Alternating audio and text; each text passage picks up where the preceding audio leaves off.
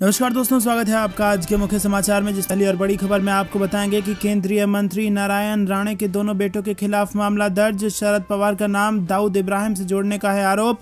दूसरी बड़ी खबर में जिक्र होगा कि उत्तर प्रदेश में अखिलेश यादव के नेतृत्व में बन जाती सपा की सरकार अगर हो जाता ये काम। तीसरी बड़ी खबर में जिक्र होगा कि पंजाब में नेताओं की सिक्योरिटी वापस लेने के बाद भगवंत मान का बयान, बोले आम जनता की सुरक्षा है ज्यादा जरूरी। चौथी बड़ी खबर में आपको बताएंगे कि हार के बाद शिवपाल यादव बोले बीजेपी की चालबाजी नहीं समझ पाए, हमें संगठन को मजबूत करने की है जरूरत। और पांचवी बड़ी खबर में जिक्र होगा कि उत्तर प्रदेश के 15 करोड़ लोगों को लग सकता है झटका, बंद हो सकती है फ्री राशन योजना। दोस्तों, हर एक खबर की गहराई में आपको ले जाएंगे, लेकिन उससे पहले अगर आपको भी ऐसा लगता है कि 2024 के लोकसभा चुनाव की तैयारी अभी से शुरू हो चुकी है और भाजपा को बड़ा नुकसान होने जा रहा है, तो वीडियो लाइक करके अपना समर्थन दर्ज कराइए। और साथ ही साथ अगर चैनल पर नए हैं तो लाल बटन को दबा के चैनल को सब्सक्राइब कीजिए और घंटी बजाकर कमेंट पर लिखिए जय हिंद। दोस्तों, रुक करते हैं सबसे पहली और बड़ी खबर की तरफ। केंद्रीय मंत्री नारायण राणे के दोनों बेटों के खिलाफ मामला हो गया है दर्ज। शरद पवार का नाम दाऊद इब्राहिम से जोड़ने का है आरोप। जी हाँ दोस्तों, केंद्रीय मंत्री नारायण राणे के दोनों बेटे एक बार फिर से मुश्किल में फंस गए हैं। दरअसल एनसीपी नेता सूरज चौहान की शिकायत पर मुंबई के आजाद मैदान पुलिस स्टेशन में केंद्रीय मंत्री नारायण राणे के बेटों भाजपा विधायक नीतीश राणा और नीलेश राणा के खिलाफ मामला दर्ज कर दिया गया है। चौहान ने आरोप लगाया कि नीलेश और नीतीश ने एनसीपी प्रमुख शरद पवार का नाम दाऊद इब्राहिम से जोड़ा था। राष्ट्रवादी कांग्रेस पार्टी के प्रमुख शरद पवार ने शनिवार को कहा कि पार्टी नेता और महाराष्ट्र के मंत्री नवाब मलिक की गिरफ्तारी राजनीति से प्रेरित है और उन्हें भगोड़े अंडरवर्ल्ड डॉन दाऊद इब्राहिम से जोड़ने का प्रयास किया गया है क्योंकि वो मुस्लिम हैं। उन्होंने मलिक के इस्तीफे की विपक्ष द्वारा उठाई गई मांगों को भी खारिज कर दिया और मलिक को प्रवर्तन निदेशालय ने 23 फरवरी को दाऊद इब्राहिम और उसके सहयोगियों की गतिविधि से जुड़ी मनी लॉन्ड्रिंग जांच में गिरफ्तार किया था। दोस्तों, रुक करते हैं अगली बड़ी खबर की तरफ। उत्तर प्रदेश में अखिलेश यादव के नेतृत्व में बन जाती सपा की सरकार अगर हो जाता ये काम। जी दोस्तों, उत्तर प्रदेश विधानसभा चुनाव 2022 का परिणाम 10 मार्च को जारी हुआ और भारतीय जनता पार्टी ने 255 सीटें जीतकर पूर्ण बहुमत हासिल की है, जबकि समाजवादी पार्टी को 111 सीटों से संतोष करना पड़ा है। सूबे में नई सरकार के गठन की कवायद भी तेज हो गई है और माना जा रहा है कि होली के बाद शपथ ग्रहण समारोह हो सकता है। वहीं इस दौरान तमाम राजनीतिक पार्टियां अपने प्रदर्शन पर चिंतन कर रही हैं कि उनसे कहां चूक हुई। समाजवादी पार्टी को 77 सीटों पर 200 से 13,000 वोटों के अंतर से हार का सामना करना पड़ा है। आपको बता दें कि अगर उसे करीब 5 लाख वोट और मिल जाते तो गठबंधन के सहारे सूबे में सरकार बना लेती। दरअसल उत्तर प्रदेश में कुल 403 विधानसभा सीटें हैं। सरकार बनाने के लिए 202 सीटों की जरूरत पड़ती है। 0.3% यानी 3,80,51,721 वोट मिले हैं, जबकि समाजवादी पार्टी को 32% यानी 2,95,43,934 वोट मिले हैं। इसका मतलब यह है कि सपा गठबंधन ने 125 सीटों पर जीत दर्ज की है और उसे 77 सीटों की और जरूरत थी जिसे वो नहीं जीत पाई। दोस्तों, रुक करते हैं अगली बड़ी खबर की तरफ। पंजाब में नेताओं की सिक्योरिटी वापस लेने के बाद भगवंत मान बोले आम जनता की सुरक्षा है ज्यादा जरूरी। जी दोस्तों, पंजाब के मुख्यमंत्री बनने जा रहे भगवंत मान ने कहा है कि उनके लिए किसी नेता की सिक्योरिटी से ज्यादा जरूरी है आम जनता की सुरक्षा। उन्होंने कहा कि वो पुलिस स्टेशन को खाली नहीं छोड़ सकते। बता दें कि भगवंत मान ने पंजाब की गद्दी संभालने से पहले ही प्रदेश में हलचल मचा दी है। मान ने सभी पूर्व मंत्रियों और विधायकों की सिक्योरिटी वापस लेने का फैसला किया है और कहा जा रहा है कि इसके तहत करीब 122 नेताओं की सिक्योरिटी वापस ली गई है। शनिवार को भगवंत मान ने पंजाब के डीजीपी वीके भावरा से मुलाकात की थी और अब मान ने अपने इस फैसले को लेकर सफाई दी है। उन्होंने कहा कि मुझे लगता है कि पंजाब के लोगों की सुरक्षा कुछ लोगों की सुरक्षा से ज़्यादा महत्वपूर्ण है। पहले राजनेताओं के घरों के बाहर पुलिस कर्मियों को तैनात किया जाता था, जबकि पुलिस थाने खाली रहते थे। हमारे लिए 3 करोड़ से ज़्यादा लोगों की सुरक्षा सबसे महत्वपूर्ण है और पुलिस अपना काम करेंगे। दोस्तों, आपको बता दें कि जिनकी सुरक्षा वापस ली गई है उस लिस्ट में ज़्यादातर पंजाब कांग्रेस के वरिष्ठ नेताओं के नाम शामिल हैं, जिन्हें पिछली सरकार के तहत सुरक्षा मिली हुई थी। सूची में उन कांग्रेस विधायकों के नाम भी शामिल हैं जो इस बार भी अपनी सीट से जीतने में सफल रहे, लेकिन अब कैबिनेट मंत्री नहीं होंगे। दोस्तों, रुक करते हैं अगली बड़ी खबर की तरफ। हार के बाद शिवपाल यादव बोले कि बीजेपी की चालबाजी नहीं समझ पाए, हमें संगठन को मजबूत करने की है जरूरत। जी हां दोस्तों, जसवंत नगर से विधायक और प्रगतिशील समाजवादी पार्टी के मुखिया शिवपाल सिंह यादव का मानना है कि सपा गठबंधन को अपनी हार की समीक्षा करनी चाहिए। शिवपाल के मुताबिक वो नेता प्रतिपक्ष या संगठन दोनों का काम करने के लिए तैयार हैं। उन्होंने कहा कि संगठन को मजबूत करने की जरूरत है और उत्तर प्रदेश विधानसभा चुनाव के नतीजों के बाद उन्होंने एक खास बातचीत में कई अहम सवाल उनसे पूछे गए। आपको बता दें कि जब शिवपाल यादव से नेता प्रतिपक्ष बनाने की चर्चाओं के बारे में पूछा गया तो उन्होंने कहा कि जो भी जिम्मेदारी दी जाएगी वो उसे बखूबी से निभाने के लिए तैयार है। दोस्तों, रुक करते हैं अगली बड़ी खबर की तरफ। यूपी के 15 करोड़ लोगों को लग सकता है झटका, बंद हो सकती है फ्री राशन वाली योजना। जी हाँ दोस्तों, आपको बता दें कि फ्री राशन योजना को लेकर यूपी के 15 करोड़ लोगों को बड़ा झटका लग सकता है। कोरोना काल में शुरू की गई फ्री राशन योजना अब बंद हो सकती है। मार्च तक चलने वाली इस योजना को आगे बढ़ाने के अभी कोई आधिकारिक आदेश नहीं आए हैं। ऐसे में माना जा रहा है कि योजना को आगे बढ़ाने के लिए अगर कोई आदेश नहीं आते हैं बंद कर दिया गया है। और बता दें कि योगी सरकार ने मार्च तक फ्री राशन योजना को बढ़ाया था। इसके बाद ये योजना आगे बढ़ेगी या नहीं ये तो नई सरकार के गठन के बाद ही पता चलेगा, लेकिन फ्री राशन पाने वाले लोगों को अभी इसको लेकर चिंता सताने लगी है। अगर ये योजना मार्च के बाद जारी नहीं रखी गई तो 15 करोड़ लोगों को राशन खरीद कर लेना होगा। राशन की मुफ्त योजना यूपी विधानसभा चुनाव में भाजपा के लिए गेम चेंजर साबित हुई है। कोरोना काल में ये योजना पहले शुरू की गई थी और 2020 में आई कोरोना की लहर के चलते लगे लॉकडाउन के चलते केंद्र की मोदी व प्रदेश की योगी सरकार ने गरीबों को मुफ्त में राशन देने की योजना शुरू की थी और पहली लहर के खत्म होने के साथ ही इस योजना पर ब्रेक लग गया था। लेकिन दूसरी लहर आने के बाद इस योजना मई 2021 में फिर से शुरू कर दिया गया था और सरकार ने इस योजना को 2021 में आई दिवाली के मौके पर होली तक के लिए बढ़ा दिया था। लेकिन अब इस योजना के खत्म होने से 15 करोड़ लोगों को झटका लग सकता है।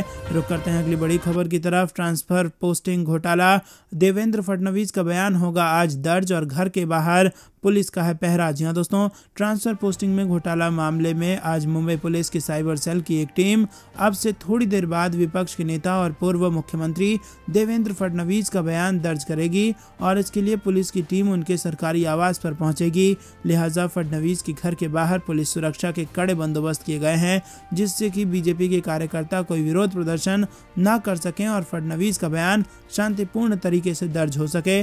बता दें कि ट्रांसफर पोस्टिंग में घोटाले का ये मामला 1 साल पुराना है। मार्च 2021 में फडणवीस ने एक प्रेस कॉन्फ्रेंस में राज्य के गृह विभाग में ट्रांसफर पोस्टिंग में घोटाले का मामला सामने लाया था। फडणवीस इस मामले में केंद्रीय गृह सचिव से मिले थे और इसके सबूत उन्हें सौंपे थे और इसके बाद मुंबई पुलिस ने सीक्रेट एक्ट के उल्लंघन करने को लेकर फडणवीस के खिलाफ मामला दर्ज किया था। सितंबर 2021 में मुंबई पुलिस की साइबर सेल ने फडणवीस को समन भेजकर उनसे जवाब मांगा था, लेकिन उनकी तरफ से कोई जवाब नहीं मिला था।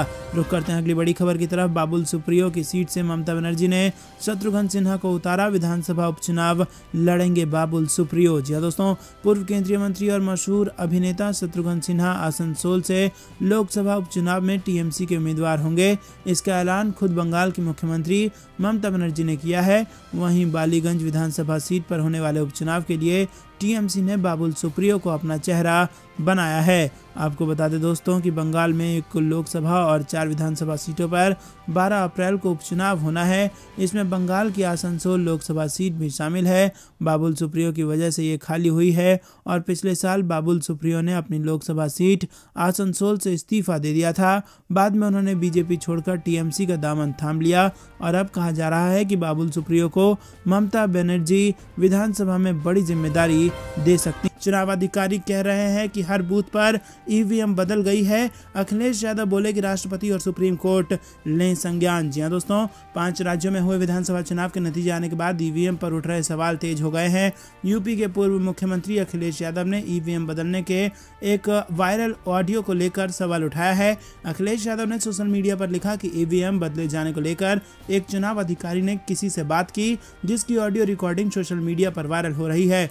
सुप्रीम कोर्ट और राष्ट्रपति पार्टी को इसका तुरंत संज्ञान लेना चाहिए। अखिलेश यादव ने कहा कि किसी व्यक्ति का जीवन हमारे लिए सरकार बनाने से ज़्यादा अहम है। ऐसे में सरकार से उम्मीद है कि संबंधित व्यक्ति को पूरी सुरक्षा दी जाए और इस मामले की निष्पक्षता से जांच हो। वहीं दोस्तों आपको बता दें कि सोशल मीडिया पर वायरल हो रहे 2 लोगों का ये ऑडियो करीब 10 मिनट का ऑडियो है। ऑडियो में एक व्यक्ति खुद को चुनाव अधिकारी बताता है और आपको बता दें कि इस वायरल ऑडियो की हम कोई पुष्टि नहीं कर सकते। दोस्तों विधानसभा चुनाव की हार के बाद अखिलेश यादव का पहला ट्वीट सामने आया और उन्होंने पार्टी के प्रदर्शन को बेहतर बताया।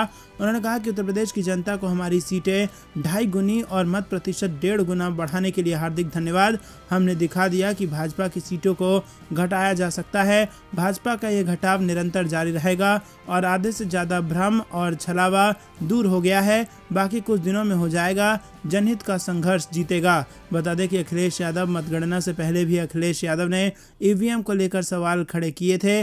8 मार्च को ही अखिलेश यादव ने ट्वीट करके बनारस में ईवीएम पकड़े जाने की घटना को लेकर ट्वीट कर दिया था। तो दोस्तों ईवीएम पर उठने लगे हैं तरह तरह के सवाल। आपको क्या कुछ लगता है कमेंट में जरूर बताइए। वीडियो लाइक नहीं किया है तो लाइक जरूर कीजिए। रुक करते हैं अगली बड़ी खबर की तरफ। पूर्वांचल की 61 सीटों में कमल पर साइकिल भारी। हार के बाद भी समाजवादी पार्टी के लिए पूर्वांचल में दिखी संभावना। जी हाँ दोस्तों, चुनाव में भाजपा को भले ही भारी बहुमत हासिल हुआ हो लेकिन पूर्वांचल का गढ़ सपा के खाते में ही आया है। दरअसल पूर्वांचल में भाजपा, निषाद पार्टी और अपना दल की गठबंधन ने जहां 29 सीटें हासिल की हैं, वहीं समाजवादी पार्टी, सुभाषपा और अपना दल कमेरावादी गठबंधन ने 31 सीटें हासिल की हैं। वहीं प्रदेश भर में इकलौती बसपा की सीट बलिया के रसड़ा से पार्टी को मिली है और इस लिहाज से पूर्वांचल में सपा गठबंधन भाजपा गठबंधन पर भारी रहा है। प्रदेश का चुनाव परिणाम जो भी रहा हो लेकिन पूर्वांचल की 61 सीटों पर सपा गठबंधन उम्मीदवारों ने कई जगह पर काफी करीबी मतों से मात भी खाई है। पूर्वांचल का चुनाव परिणाम इस लिहाज से सपा के लिए संजीवनी की भांति है। आजमगढ़ की 200 सीट पर सपा ने दोबारा जीत हासिल की है। अखिलेश यादव की संसदीय सीट आजमगढ़ में दबदबा साबित भी कर दिया। और वहीं आपको बता दें कि सहयोगी दल सुभाषपा के अध्यक्ष ओम प्रकाश राजभर ने भी विरोधी दावपेच को मात देकर जीत हासिल कर अपनी पकड़ साबित कर दी। दोस्तों रुक करते हैं अगली बड़ी खबर की तरफ। बम्पर बहुमत के बावजूद 3 सीटों पर बीजेपी को भारी नुकसान, जमानत तक नहीं बचा पाए कैंडिडेट। जी हाँ दोस्तों, आपको बता दें बीजेपी ने उत्तर प्रदेश विधानसभा चुनाव में 255 सीटों पर शानदार जीत दर्ज की। वहीं इसके सहयोगी अपना दल ने 12 और निषाद पार्टी ने 6 सीटों पर जीत दर्ज की है। और इस बड़ी जीत में भी 3 सीटें ऐसी थी जहां बीजेपी अपनी जमानत भी नहीं बचा पाई। जहां दोस्तों कुंडा की लड़ाई में हार गई भाजपा और इसी के साथ बलिया में बसपा से हार गई बीजेपी और मल्हानी में सपा ने धनंजय सिंह को हरा दिया।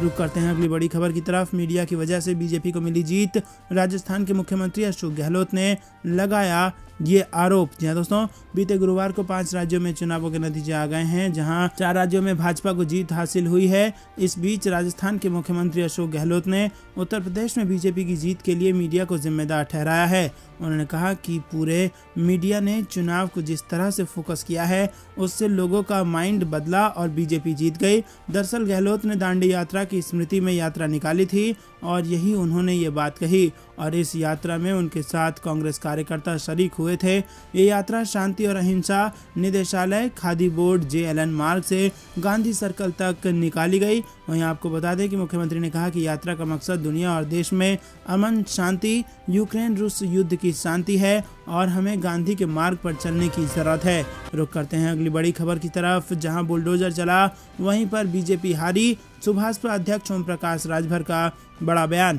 यूपी में विधानसभा चुनाव के परिणाम आ चुके हैं। भाजपा ने भारी बहुमत से जीत हासिल की है और जहां भाजपा गठबंधन 273 सीटें जीतने में कामयाब हुआ, वहीं समाजवादी पार्टी ने 125 सीटों पर जीत दर्ज की। भाजपा छोड़ समाजवादी पार्टी से चुनाव लड़ने वाले सुहेलदेव भारतीय समाज राजभर ने कहा कि जहां जहां बुलडोजर चला वहां वहां बीजेपी हार गई चुनाव। बता दें कि ओम प्रकाश राजभर ने गाजीपुर की जहूराबाद सीट से चुनाव जीता है लेकिन गठबंधन चुनाव हार गया है। वहीं आपको बता दें कि उन्होंने कहा कि वो लोग बुलडोजर बुलडोजर चिल्ला रहे हैं लेकिन ये भी याद रखें कि जहां जहां बुलडोजर चला है वहां इसका जनता पर कोई असर नहीं हुआ।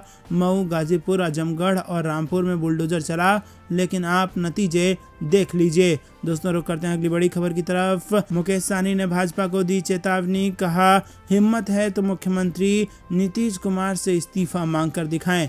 बिहार के पशुपालन और मत्स्य संसाधन मंत्री सह विकासशील इंसान पार्टी के संस्थापक मुकेश सहनी ने कहा है कि भाजपा को अगर हिम्मत है तो मुख्यमंत्री नीतीश कुमार से इस्तीफा मांगकर दिखाए, क्योंकि नीतीश कुमार की पार्टी जनता दल यूनाइटेड ने उत्तर प्रदेश और मिजोरम में भाजपा के खिलाफ चुनाव लड़ी है। सहनी ने आगे कहा कि उन्हें कमजोर समझकर इस्तीफा मांगा जाता है, लेकिन हमारी पार्टी ने बिहार में नीतीश कुमार की सरकार बनाने में अहम भूमिका निभाई थी और हमने अपने 4 विधायकों का समर्थन लिखकर राज्यपाल को दिया था। झारखंड की राजधानी रांची में पत्रकारों से बातचीत के दौरान सहनी ने ये बातें कही और सहनी ने कहा कि हर पार्टी को कहीं से चुनाव लड़ने का हक है और उनकी पार्टी भी उत्तर प्रदेश में चुनाव लड़ अपना जनाधार बनाया है। सहनी ने कहा कि पार्टी निषाद समाज के हक और अधिकार की लड़ाई लड़ रही है, आगे भी ये लड़ाई जारी रहेगी। उन्होंने कहा कि वो झारखंड में सत्ता नहीं बल्कि निषाद और अति पिछड़ों को हक और अधिकार की लड़ाई लड़ने आए हैं। दोस्तों, रुक करते हैं अगली बड़ी खबर की तरफ।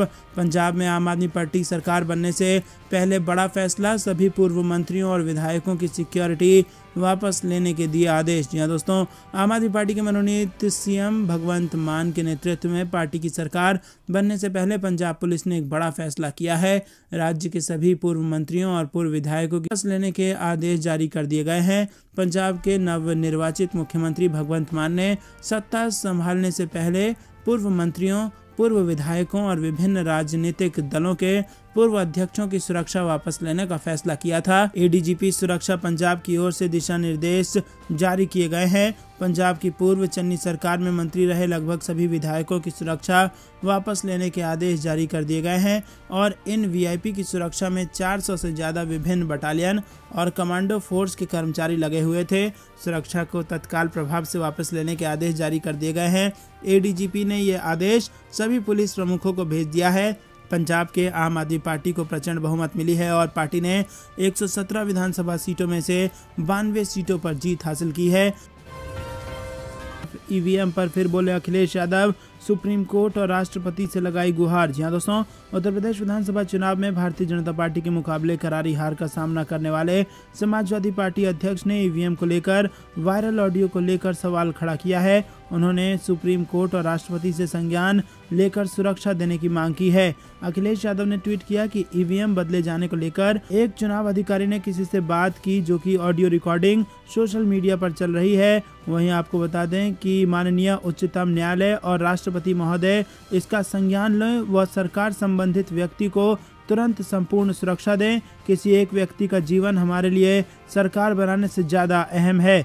दरअसल सोशल मीडिया पर 2 व्यक्तियों की बातचीत का ऑडियो वायरल हो रहा है, जिसमें एक व्यक्ति खुद को टीचर बताते हुए कहता है कि उसकी चुनाव में ड्यूटी लगी थी और उसने देखा कि ईवीएम बदल दिए गए और वो दावा करते हुए कहता है कि सपा की सरकार नहीं आएगी, बीजेपी जीतने जा रही है क्योंकि ईवीएम बदल दिए गए हैं। वो खुद को सपा समर्थक बताते हुए कहता है कि स्ट्रांग रूम में पहुंचने से पहले ईवीएम बदल दिए गए। लेकिन दोस्तों, हम इस वायरल ऑडियो की पुष्टि नहीं करते। दोस्तों, रुक करते हैं अगली बड़ी खबर की तरफ। ईवीएम नहीं, पोस्टल बैलेट में भी केशव प्रसाद मौर्य को मिली हार। जी हाँ दोस्तों, उत्तर प्रदेश विधानसभा चुनाव 2022 के नतीजे आ चुके हैं और प्रचंड बहुमत के साथ भाजपा ने सरकार बना ली है, लेकिन इस चुनाव में बीजेपी को बड़ा झटका लगा है। सूबे के डिप्टी सीएम केशव प्रसाद मौर्य अपने गढ़ में ही मात खा गए हैं। कौशाम्बी जिले की सिराथू सीट से ताल ठोकने वाले केशव प्रसाद मौर्य को सपा अपना दल की संयुक्त प्रत्याशी पल्लवी पटेल ने पटखनी दी है। वहीं आपको बता दें कि वहीं सिराथू सीट की बात करें तो केशव प्रसाद मौर्य उम्मीदों पर खड़े साबित नहीं हुए। वो ईवीएम ही नहीं, पोस्टल बैलेट में भी पीछे रहे हैं और केशव प्रसाद मौर्य को पोस्टल बैलेट में 214 वोट मिले, जबकि पल्लवी वोट हासिल किया। यही नहीं, ईवीएम वोटों के मामले में भी केशव प्रसाद मौर्य पल्लवी पटेल से आगे नहीं निकल पाए और उन्होंने 98,727 उन्हें वोट मिले, जबकि सपा उम्मीदवार के खाते में 1,05,568 वोट गए। दोस्तों, रुक करते हैं अगली बड़ी खबर की तरफ। इस राज्य में जीतकर भी खासा नुकसान करा बैठे भारतीय जनता पार्टी, पंजाब की हार से भी बड़ा है मामला। जी हाँ दोस्तों, 5 राज्यों के चुनावी नतीजे आ चुके हैं। 4 राज्यों में भाजपा की जीत हासिल हुई है और केवल पंजाब में उसे हार का मुंह देखना पड़ा है। बीजेपी की ये जीत इतनी बड़ी है कि पंजाब में पिछले चुनाव की तुलना में एक और सीट गंवाकर भी उसे कुछ खास फर्क नहीं पड़ा है। लेकिन बीजेपी द्वारा जीते गए 4 राज्यों में से एक राज्य ऐसा है कि बीजेपी जीत कर भी अपना बड़ा नुकसान करवा बैठी है। जाहिर है जीत का जश्न पूरा होने के बाद बीजेपी को इस अहम मुद्दे में गहराई से आकलन करना पड़ेगा। दरअसल दोस्तों, बीजेपी को ये नुकसान उत्तराखंड में हुआ है। 70 विधानसभा सीटों वाले इस राज्य में 47 सीटें जीतकर बीजेपी यहां पूर्ण बहुमत से सरकार बनाने जा रही है, लेकिन उसकी यह जीत एक नुकसान भी लेकर आई है। वो नुकसान है वोट शेयर का। 5 राज्यों में यही एक ऐसा राज्य है जहां उसका वोट शेयर घट गया है, और यहां तक कि पंजाब में भले ही उसे 1 सीट का नुकसान हुआ है, लेकिन उसका वोट शेयर यहां भी बढ़ा ही है। पंजाब में पिछले विधानसभा चुनाव में बीजेपी ने 3 सीटें जीती थी, जबकि इस चुनाव में आंकड़ा घटकर 2 पर पहुंच गया है। लेकिन दोस्तों, उत्तराखंड में आपको बता दें कि वोट प्रतिशत घट गया है। बात की जाए उत्तर प्रदेश की, तो उत्तर प्रदेश में 39.67% वोट शेयर बढ़कर इस बार 41.83% वोट शेयर हो गया है भारतीय जनता पार्टी का। लेकिन उत्तराखंड में जो 2017 के चुनाव में 46.5% वोट शेयर था, वो घटकर 44.3%। तो दोस्तों, ये थी दिन भर कुछ बेहतरीन और बड़ी खबरें। तक बने रहने के लिए बहुत बहुत धन्यवाद। देख रहे थे आपका अपना चैनल जय हिंद जय भारत।